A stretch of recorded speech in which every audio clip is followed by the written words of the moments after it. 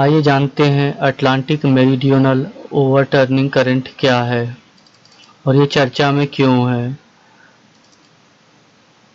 Nature climate change नामक पत्रिका अनुसार पिछले 15 वर्षों में अमॉक की प्रक्रिया धीमी हो रही है। अमॉक बेसिकली क्या है, इसके बारे में जानते हैं। अमॉक समुद्री धाराओं की एक वृहद प्रणाली है। अमॉक समुद्री धाराओं की एक वृहद प्रणाली है जो उष्णकटिबंधीय क्षेत्रों से गर्म जल को अटलांटिक की ओर लेकर जाती है।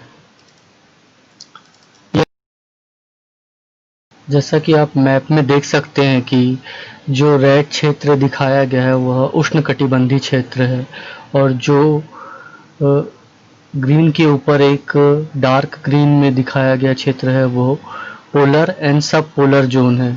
इसी क्षेत्र में गर्म उष्णकटिबंधीय क्षेत्र से लाया गया जल सिंक होकर कन्वेयर बेल्ट की तरह महासागरीय जल धाराओं को चलायमान बनाए रखता है और यह प्रक्रिया एक दिन में 1 सेंटीमीटर की स्पीड से काम करती है और यह पूरा चक्र पूरा होने में लगभग 1000 साल से ज़्यादा का समय लग जाता है। यह कैसे कार्य करती है? यह कन्वेयर बेल्ट की तरह कार्य करती है जो जल के तापमान और लवणता के घनत्व से प्रेरित होता है।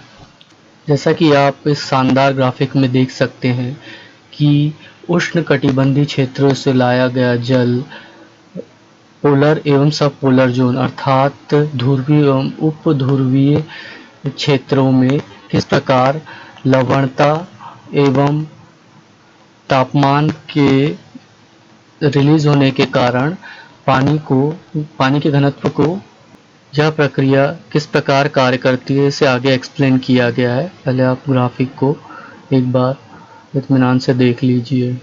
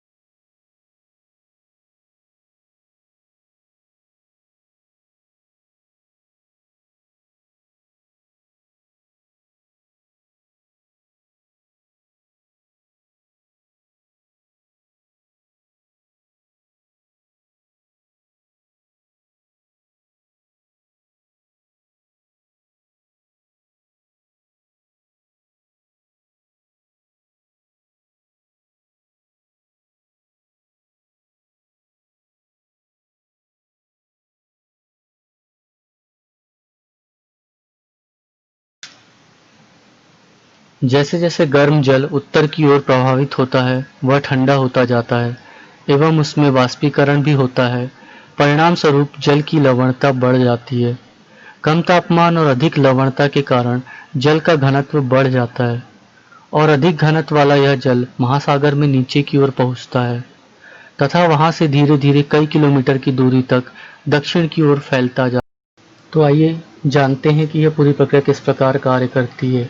जैसे ही तापमान कम होता है सब पोलर जोन में आकर और पानी की जो लवणता है या सैलिनिटी है वो बढ़ जाती है तो इससे घनत्व बढ़ जाता है पानी का और पानी का घनत्व बढ़ने से यह डूबने लगता है और जब यह पानी डूब जाता है तो उस क्षेत्र को भरने के लिए आसपास का नया गर्म पानी आता है और वो वापस से सब पोलर जोन होने के कारण ठंडा होता है जिससे उसका तापमान कम हो जाता है और लवणता अधिक हो जाती है।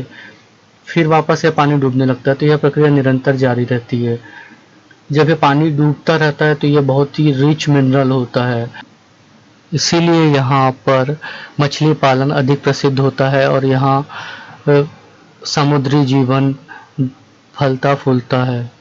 आपने इसी सेक्शन में पूर्व की देखी गई वीडियो से भी आप जान सकते हैं कि किस प्रकार कार्य करता है।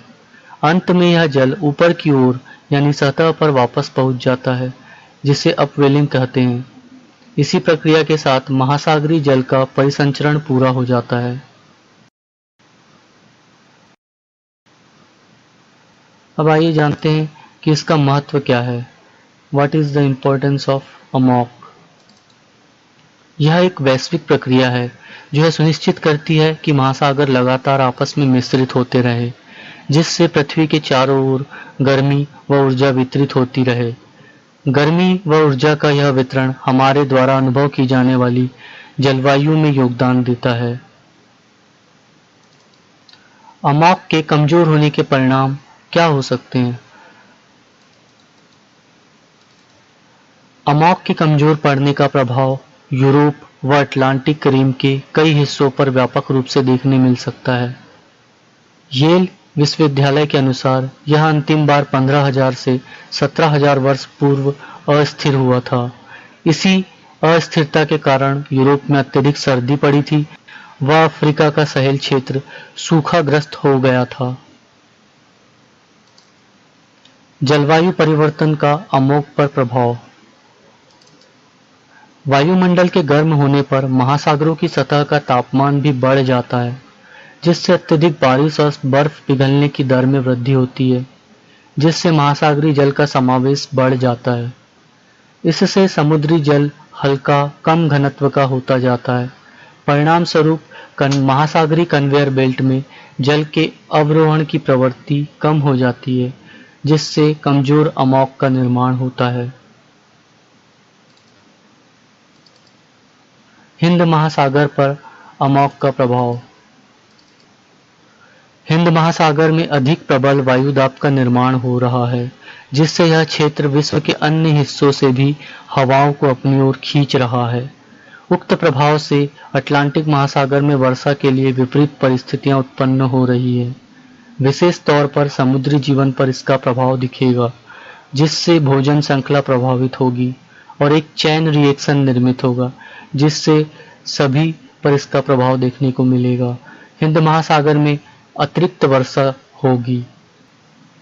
तो इस प्रकार आपने जाना कि अमोक किस प्रकार से कार्य करती है, उसके क्या क्या प्रभाव हैं और हिंद महासागर उससे किस प्रकार प्रभावित होगा, और अटलांटिक महासागर का तो प्रभावित होना निश्चित ही है।